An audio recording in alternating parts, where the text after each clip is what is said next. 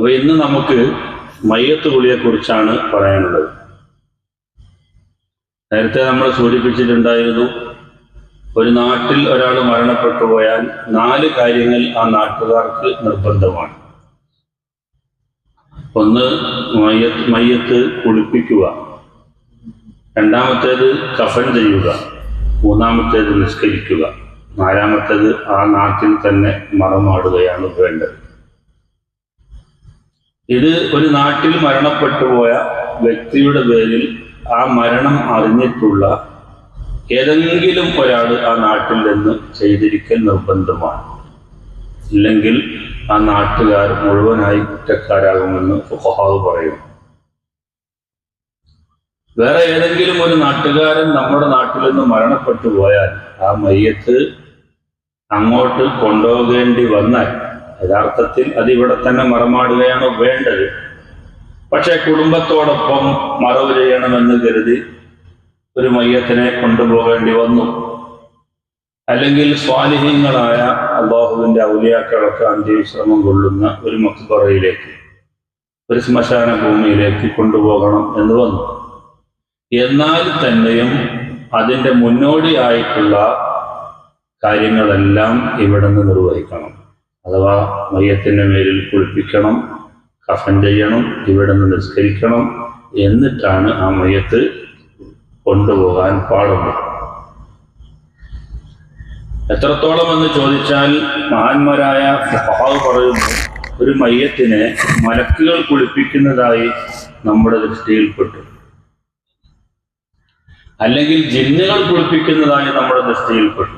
എന്നാൽ പോലും ആ മയ്യത്തിൻ്റെ പേരിലുള്ള കുളി നമുക്ക് സാമൂഹ്യ ബാധ്യത എന്ന നിലയിൽ നമുക്കൊരു ബാധ്യതയുണ്ട്, നമ്മളത് നിർവഹിക്കൽ നിർബന്ധമാണ്. ചിലപ്പോൾ അങ്ങനെയൊക്കെ സംഭവിക്കാം. ഇത് തരക്കടില്ല, മയ്യത്ത് തന്നെ സ്വന്തമായിട്ട് കുളിക്കുകയാണെങ്കിൽ അങ്ങനെയുണ്ട് ചരിത്രത്തിൽ. മരിച്ചുപോയ ആളുകൾ തന്നെ എന്ത് ചെയ്തു, മയ്യത്ത് കുളിയൊക്കെ നിർവഹിച്ചു. പിന്നെയും അതുപോലെ തന്നെ മരിച്ചു കിടക്കുന്ന രംഗങ്ങളൊക്കെ ചരിത്രത്തിൽ ഉണ്ടായിട്ടുണ്ട്. അങ്ങനെയാണെങ്കിൽ വേണ്ട, കുളിപ്പിക്കേണ്ട ആവശ്യമില്ല. അത് കറാമത്തായിട്ട് ചില ആളുകളുടെ ചരിത്രത്തിൽ അപൂർവമായി 1, 2, 3 ഒക്കെ ഇതുപോലെ റിപ്പോർട്ട് ചെയ്യപ്പെട്ടിട്ടുണ്ട്. അവരുടെ കറാമത്ത് അങ്ങനെയാണ്. ആ കുളിച്ചു കഴിഞ്ഞതിന് ശേഷം പിന്നെയും അതുപോലെ തന്നെ ആ മരിച്ച നിലയിൽ തന്നെ അവർ കിടക്കുകയും ചെയ്തു. അങ്ങനെ ചില സംഭവങ്ങളൊക്കെ ചരിത്രത്തിൽ ഉണ്ടായിട്ടുണ്ട്. ആ ഒരു അവസ്ഥയിലല്ലാതെ ജിന്നുകൾ കുളിപ്പിക്കുന്നതായിട്ട് നമുക്ക് ബോധ്യപ്പെട്ടാലും, മലക്കുകൾ കുളിപ്പിച്ചതായിട്ട് ബോധ്യപ്പെട്ടാലും, മലക്കുകൾ കുളിപ്പിക്കുക എന്ന് പറയുമ്പോൾ നമ്മളെ കണ്ടിട്ടല്ല, ആ മയ്യത്തിന്റെ ശരീരമൊക്കെ നല്ല വൃത്തിയായി കിടക്കുന്ന രംഗം നമുക്ക് ബോധ്യപ്പെട്ടു, ആരും കുളിപ്പിച്ചിട്ടില്ല. അപ്പൊ അവിടെ ആരോ ഇടപെട്ടിട്ടുണ്ട്. എന്നാലും നമുക്കൊരു ബാധ്യതയുണ്ട്, ഒരു സാമൂഹ്യ ബാധ്യത. അത് നമ്മൾ കുളിപ്പിച്ചേ പറ്റും. അതുപോലെ മുങ്ങി മരിച്ച ഒരു മയ്യത്താണ്, എന്നാലും നമുക്കൊരു ബാധ്യതയുണ്ട്, ആ മയ്യത്തിനെ ഒന്ന് കുളിപ്പിക്കണം. മുങ്ങി മരിച്ച ഒരു മയ്യത്താണ്, ശരീരമൊക്കെ ഒതിർന്ന് വീഴാൻ തുടങ്ങിയിട്ടുണ്ട്.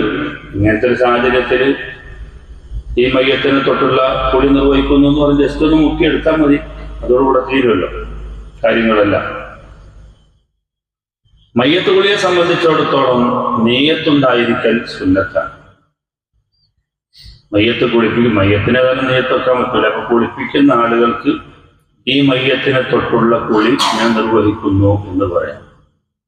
അല്ലെങ്കിൽ ഈ മയ്യത്തിന്റെ പേരിലുള്ള നിസ്കാരം ഹലാലാകാൻ വേണ്ടി മയ്യത്ത് കുളിപ്പിക്കുന്നു എന്ന നിയത്ത് ചെയ്യും. ആ നിയത്ത് വെക്കുക എന്നത് സുന്നത്താണ്. കുളി നിർബന്ധം, നിയത്ത് സുന്നത്ത്. മയ്യത്തിന് വുദു ഉണ്ടാക്കി കൊടുക്കുക എന്ന് പറയുന്നത് സുന്നത്ത്, പക്ഷെ ആ നിയത്ത് നിർബന്ധം. ഒരു കടങ്കഥയുണ്ട്, കർമ്മം സുന്നത്താണ്, നിയത്ത് നിർബന്ധമാണ്. കർമ്മം നിർബന്ധമാണ്, നിയത്ത് സുന്നത്താണ്. ഏതാണെന്ന് അറിയാം, അതാണ് മയ്യത്ത് കുളിയും മയ്യത്തിന്റെ വുദു. മയ്യത്തിനെ കുളിപ്പിക്കൽ നിർബന്ധമാണ്, നിയത്ത് വെക്കൽ സുന്നത്താണ്. മയ്യത്തിനെ വുദു ഉണ്ടാക്കി കൊടുക്കൽ സുന്നത്താണ്, പക്ഷെ ആ വുദു കിട്ടണമെങ്കിൽ നമ്മൾ നിയത്ത് വെക്കൽ നിർബന്ധമാണ്. അപ്പൊ ഏതായിരുന്നാലും മയ്യത്തിനെ കുളിപ്പിക്കണം. വെള്ളമില്ലാത്തതിന് വേണ്ടി അല്ലെങ്കിൽ അജ്നബിയായ ആളുകളല്ലാതെ മയ്യത്ത് കുളിപ്പിക്കാനില്ല. അല്ലെങ്കിൽ വെന്ത് കരിഞ്ഞ് മയ്യത്തിന്റെ ശരീരങ്ങളൊക്കെ ഇങ്ങനെ പൊട്ടി ഇങ്ങനെ കൈക്കട്ടായിട്ട് വീഴുകയാണ്. കുളിപ്പിക്കാനൊന്നും പറ്റിയൊരവസ്ഥയല്ല. അല്ലെങ്കിൽ കൊറോണ പോലെയുള്ള സാഹചര്യങ്ങളാണ്. മയ്യത്തിൽ നിന്ന് എന്തെങ്കിലും ബാക്ടീരിയകളോ വിഷങ്ങളോ ഒക്കെ നമ്മിലേക്ക് ബാധിക്കുമോ എന്ന പേടി കുളിപ്പിക്കുന്ന ആൾക്ക്. ഈ സാഹചര്യത്തിൽ തയമ്മം ചെയ്യൽ നിർബന്ധമാണെന്ന് മഹാന്മാരായ ഫുഖഹാവ് പറയും. കയ്യിലും മുഖത്തിലും മണ്ണ് പുരട്ടി തയമ്മം ഗ്ലൗസൊക്കെ ഇട്ടിട്ട് തയമ്മം ചെയ്തു കൊടുക്കുക. ഏതായിരുന്നാലും കുളിയുമില്ല, തയമ്മവും ഇല്ല.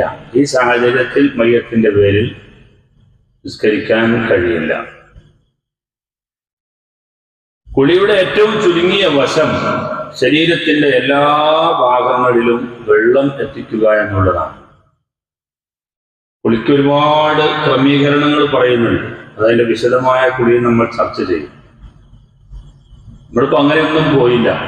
മയ്യത്തിന്റെ എടുത്ത് വെച്ചിട്ട് എല്ലായിടത്തും വെള്ളം അങ്ങ് പാർന്നു നരസൊക്കെ നീക്കി കുളി ആയി. അവിടെ സോപ്പ് തേക്കണമെന്നോ താളി തേക്കണമെന്നോ അല്ലെങ്കിൽ കർപ്പൂരം ഉപയോഗിച്ച വെള്ളം ഉപയോഗിക്കണമെന്നോ ആദ്യം തല കഴുകണമെന്നോ താടി കഴുകണമെന്നോ അങ്ങനെയൊന്നുമില്ല. കുളിയുടെ സുന്നത്തുകൾ കീപ്പ് ചെയ്തുകൊണ്ട് കുളിക്കുകയാണെങ്കിൽ ഒരുപാട് കാര്യങ്ങൾ ശ്രദ്ധിക്കാനുണ്ട്, നമ്മൾ പറയും. പക്ഷെ ചുരുങ്ങിയ വശം ഇത്രയേ ഉള്ളൂ. മയ്യത്തിന്റെ ശരീരത്തിൽ നിന്ന് നരസ് നീക്കി എല്ലായിടത്തും ഒരു പ്രാവശ്യം വെള്ളം എത്തിച്ചാൽ നിർബന്ധമായ കുളി കഴിഞ്ഞു. എല്ലാ ഭാഗങ്ങളിലും എന്ന് പറയുമ്പോൾ ഉൽഫയുള്ള ആള്, ലിംഗത്തിന്റെ അഗ്രം ഛേദിക്കപ്പെടാത്ത ഒരു വ്യക്തിയാണെങ്കിൽ അതിന്റെ താഴ്ഭാഗത്ത് മയ്യത്തിന് പ്രയാസപ്പെടുത്താതെ അതിന്റെ താഴ്ഭാഗങ്ങളിൽ വരെ വെള്ളം എത്തിക്കണം. ഒരു കുട്ടി മരണപ്പെട്ട് പോകുമ്പോൾ സുന്നത്ത് കല്യാണം കഴിക്കാത്ത ഒരു കുട്ടിയാണെങ്കിൽ അതിന്റെ ലിംഗത്തിന്റെ അഗ്രത്തിലുള്ള ആ മാംസകഷ്ണം, ആ ചെറിയ തോല് ഒന്നിങ്ങനെ നീക്കിയിട്ട് അവിടെ വെള്ളം എത്തിച്ചു കൊടുക്കണം. നിർബന്ധം. ചിലപ്പോൾ അതിന് പറ്റാതെ വരും, നീങ്ങുമ്പോൾ ചിലപ്പോൾ ഒരു പക്ഷേ തോല് പോരും. അങ്ങനത്തെ ഒരു സാഹചര്യമാണെങ്കിൽ ആ ഒരു ചെറിയ സ്ഥലത്തിന് വേണ്ടി നമ്മൾ തയമ്മം ചെയ്തു കൊടുക്കും. കുട്ടികളെ കുളിപ്പിക്കുന്നിടത്തെല്ലാം മണ്ണെടുത്തോളി എന്ന് പറയും. ഇപ്പൊ വെള്ളം ഉണ്ടായിട്ട് ഇനി എന്തിനാ മണ്ണ് എന്ന് വിചാരിക്കേണ്ട, അത് ഇതിനാണ്. ഈ കുൽഫയുടെ താഴ്ഭാഗത്തുള്ള അത്രയും ഭാഗം മണ്ണ് വെള്ളം തട്ടാതിരിക്കുമ്പോൾ അതിനു വേണ്ടി മാത്രം തയമ്മം ചെയ്തു കൊടുക്കൽ നിർബന്ധമാണ്. ഏതുപോലെ നമ്മുടെ ഒരു മയ്യത്തിന് പോസ്റ്റ്മോർട്ടം നടത്തിയതിന് ശേഷം കുളിപ്പിക്കുമ്പോൾ ആ മയ്യത്തിന്റെ മേലിൽ തയമ്മം ചെയ്യാൻ നിർബന്ധമാണ്. കാരണം ഒരു ചാക്ക് തിന്നുന്നത് പോലെയാണ് അത് തിന്നുക. അപ്പൊ ശരീരത്തിന്റെ നല്ല ഒരു ഭാഗം, മാംസളമായ ഭാഗങ്ങളൊക്കെ ഉള്ളിലേക്ക് പോയിട്ടുണ്ടാവും. പുറത്ത് നമ്മൾ കാണുമ്പോൾ ഇങ്ങനെ റെഡിയായിട്ട് നിൽക്കുന്നുണ്ടാവും, പക്ഷെ നല്ല ഒരു ഭാഗം അതിന്റെ ഉള്ളിലേക്ക് പോയിട്ടുണ്ട്. അതൊക്കെ യഥാർത്ഥത്തിൽ വെള്ളം തട്ടേണ്ട സ്ഥലമായിരുന്നു. ഈ വെള്ളം തട്ടേണ്ട ഇത്തരം സ്ഥലങ്ങളിൽ വെള്ളം തട്ടാൻ പറ്റാത്ത ഒരു സാഹചര്യം വന്നപ്പോൾ അതിനു വേണ്ടിയാണ് പിന്നീട് നമ്മൾ തയമ്മം ചെയ്യുന്നത്. അപ്പോൾ ശരീരത്തിൽ വെള്ളം തട്ടേണ്ടിയിരുന്ന ഏതെങ്കിലും ഒരു ഭാഗം വെള്ളം തട്ടാൻ പറ്റാത്ത ഒരു സാഹചര്യം ഉണ്ടെങ്കിൽ അതിനു വേണ്ടിയെങ്കിലും തയമ്മം ചെയ്യൽ നിർബന്ധമാണ്. ശരീരത്തിന്റെ എല്ലാ ഭാഗങ്ങളിലും വെള്ളം എത്തിക്കണം. ഉൽഫ അഥവാ ലിംഗത്തിന്റെ അഗ്രം ഛേദിക്കപ്പെടാത്ത ഒരു മയ്യത്താണെങ്കിൽ നമ്മളത് ഇനി ഛേദിക്കേണ്ട സാഹചര്യം ഇല്ല, ഇത് കഴിഞ്ഞു പോകും. ചിലപ്പോൾ അയാൾ ഛേദിക്കാത്തതിന് വലിയ കുറ്റമുള്ള ആളായിരിക്കും, അതിലേക്ക് നമ്മൾ നോക്കണ്ട. നമുക്കുള്ള ഒരു സമയം എന്ന് പറഞ്ഞാൽ അദ്ദേഹം മരിക്കുന്നത് വരെയാണ്. അതിന് ശേഷം പിന്നീട് ആ മയ്യത്തിനെ മുറിവാക്കുന്ന വിധത്തിലുള്ള കാര്യങ്ങളിലേക്ക് നമ്മൾ കടക്കുകയില്ല. ശരീരത്തിന്റെ ഏതെങ്കിലും ഭാഗങ്ങളിൽ ചുറ്റിച്ചുളിഞ്ഞ് വെള്ളം തട്ടാത്ത എന്തെങ്കിലും പ്രശ്നങ്ങൾ ഉണ്ടെങ്കിൽ ചുടുവെള്ളം ഉപയോഗിച്ചിട്ടെങ്കിലും അവിടുത്തെ അഴുക്കുകൾ നീക്കി വെള്ളം എത്തിക്കണം എന്ന് ഫുഖഹാവ് പറയുന്നു.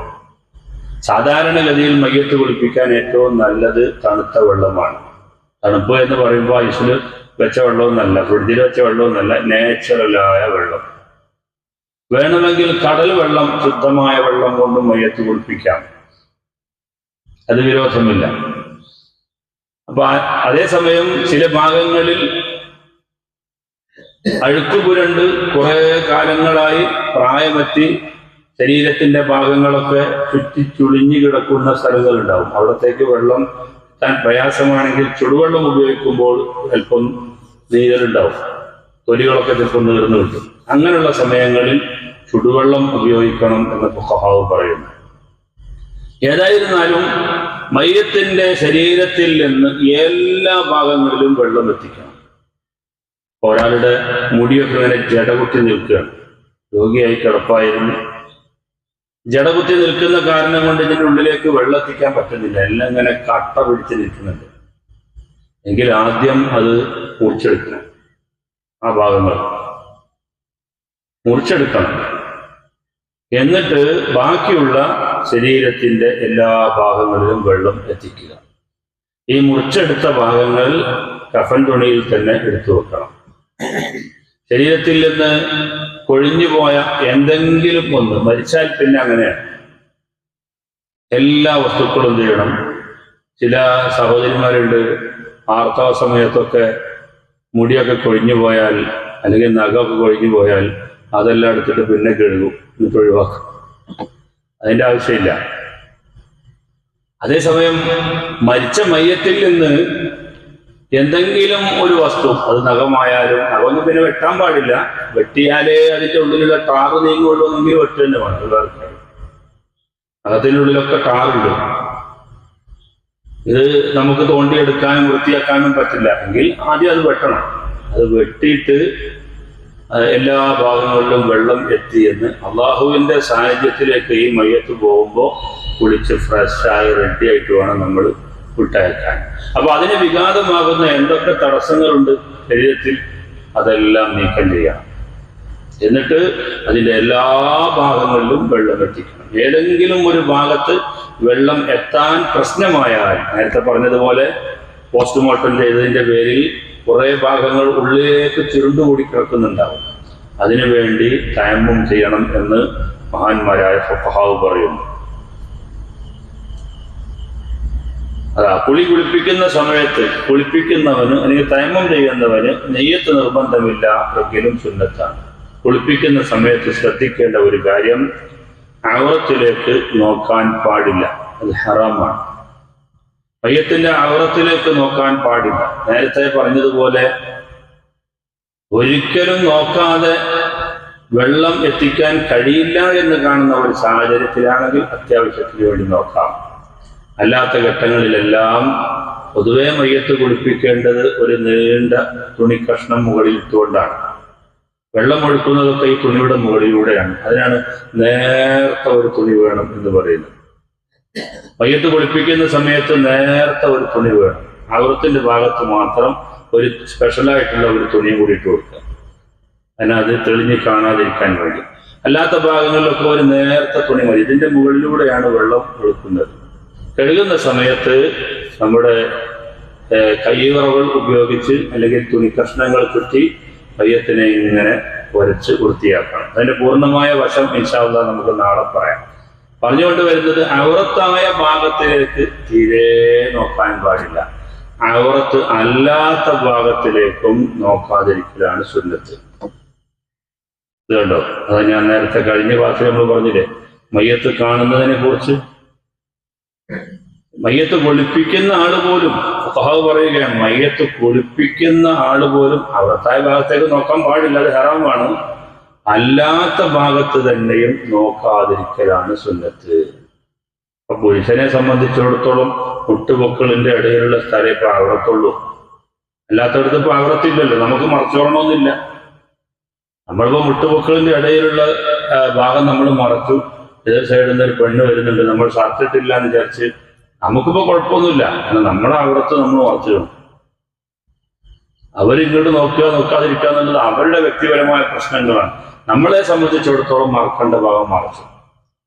അപ്പൊ എന്നിട്ട് ഈ ഭാഗങ്ങളൊക്കെ മറച്ചാൽ പോലും മയ്യത്തിന്റെ ഔറത്തല്ലാത്ത ഭാഗത്തിലേക്ക് നോക്കാതിരിക്കലാണ് സുന്നത്ത് എന്ന് ഫുഖഹാവ് പറയുകയാണ്. കുളിപ്പിക്കുന്ന ആളെ സംബന്ധിച്ചിടത്തോളം പോലും ഈ നിലപാടാണ് സ്വീകരിക്കേണ്ടത്. അപ്പോ മയ്യത്ത് കിടത്തിയിട്ട് ഒരു വെള്ളം ഒരു പ്രാവശ്യം മൊത്തമായി വെള്ളം ഒഴുക്കി എല്ലാ ഭാഗങ്ങളിലും ഒന്ന് തേച്ചെടുത്ത് കഴുകുന്ന ഒരവസ്ഥ. എന്നിട്ട് നെരസുകളൊക്കെ നീക്കി ഒരു പ്രാവശ്യവും കൂടി വെള്ളം ഒഴിച്ചു കൊടുത്താൽ കുളിയായി, ചുരുങ്ങിയ വിധത്തിലുള്ള കുളിയായി. പൂർണ്ണമായ ഒരു കുളി ഇൻഷാ അല്ലാഹ് നാളെ നമുക്ക് വിശദമായി പറയാനുണ്ട്. ആദ്യം മയ്യത്തിൽ നിന്ന് ശരീരത്തിൻ്റെ ഉള്ളിലുള്ള അശണ്ടകളൊക്കെ നീക്കം ചെയ്ത് അത് കഴുകി വൃത്തിയാക്കി, പിന്നെ പല്ല് തേച്ചു കൊടുത്ത് താടിയും മുടിയൊക്കെ പ്രത്യേക സ്പെഷ്യലായിട്ട് കഴുകി, പിന്നെ ചീകി വൃത്തിയാക്കിയതിന് ശേഷം ഒതു ഉണ്ടാക്കി, അതിനുശേഷം വലത്തെ ഭാഗം ഇടത്തെ ഭാഗം ചരിച്ചു കിടത്തൽ, വലതു ഭാഗത്തേക്ക് ഇടതു ഭാഗത്തേക്ക്, അതിന് ശേഷമുള്ള വിശാലമായ കുളിയെക്കുറിച്ച് ഫഖഹാവ് പറയുന്നു. ഇൻഷാ അല്ലാഹ് നാളെ നമുക്ക് വിശദീകരിക്കാം. അല്ലാഹു തആല തൗഫീഖ് ചെയ്യുമാറാവട്ടെ. ശ്രദ്ധിക്കേണ്ട ഒരു കാര്യം, കുളിപ്പിക്കുന്ന ആളുകളുടെ കൈകളിൽ നേരെ മയ്യത്തിനെ സ്പർശിക്കാൻ പാടില്ല.